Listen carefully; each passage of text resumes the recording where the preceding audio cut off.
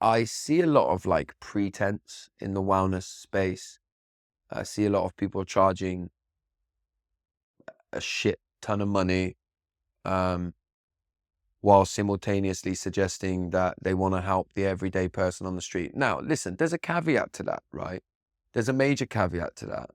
Um, and that is, in order to be able to do this full time, right? For anybody to be able to work in this space and operate in this space full time, you have to earn enough money to be able to live, right? So I do understand that, particularly like I'm fortunate, right? In that well, not fortunate, yeah, but also I've worked really hard to build up the platform and the stuff that I've got now. So I don't want to be too like, I don't want to be too arrogant and just sit from my perch going, I fucking charge less money because I'm just better than everybody else. It's not like, I understand that when you have a bigger platform, there's the ability to be able to do that. But I have done that, I've also done that since I started out. I think there's lots of different reasons why it happens. I think people lose their way. It's not easy, man. It's not easy to not get caught up in chasing the things that you never came here to chase.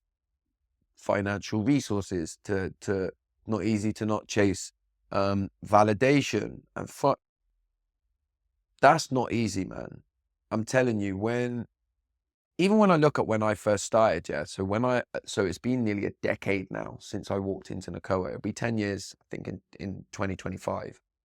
And that was when I first started sharing my story publicly, right? Before then, I didn't have social media, didn't use it. I don't like in the kind of normal way that social media is used. I don't like it. It makes me feel very uncomfortable.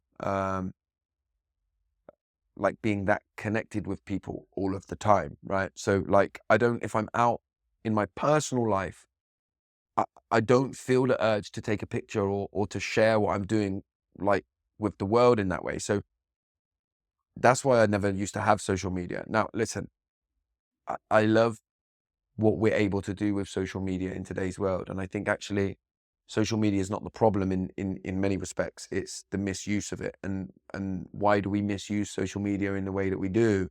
Actually, I think when you scratch the surface and go beyond that, you'll find that it's a reaction to something. It's a reaction to an internal pain. And look, I think that, by the way, that's like any addiction, right? Alcohol addiction, drug addiction.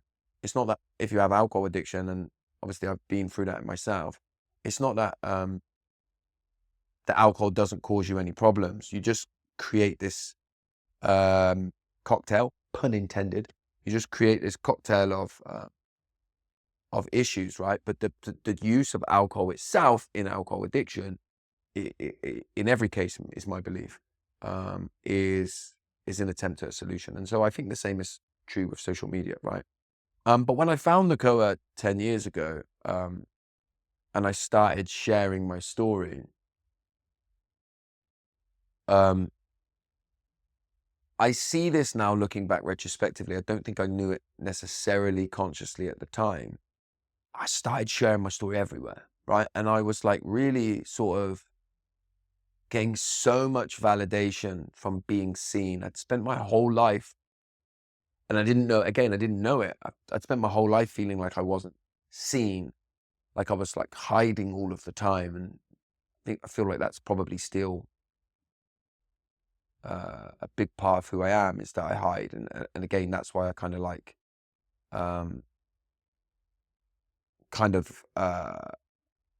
like being able to share in the way that I do. But I was getting all of this validation, and I was kind of like, what I was doing is saying that I just want to help people in the way that I share.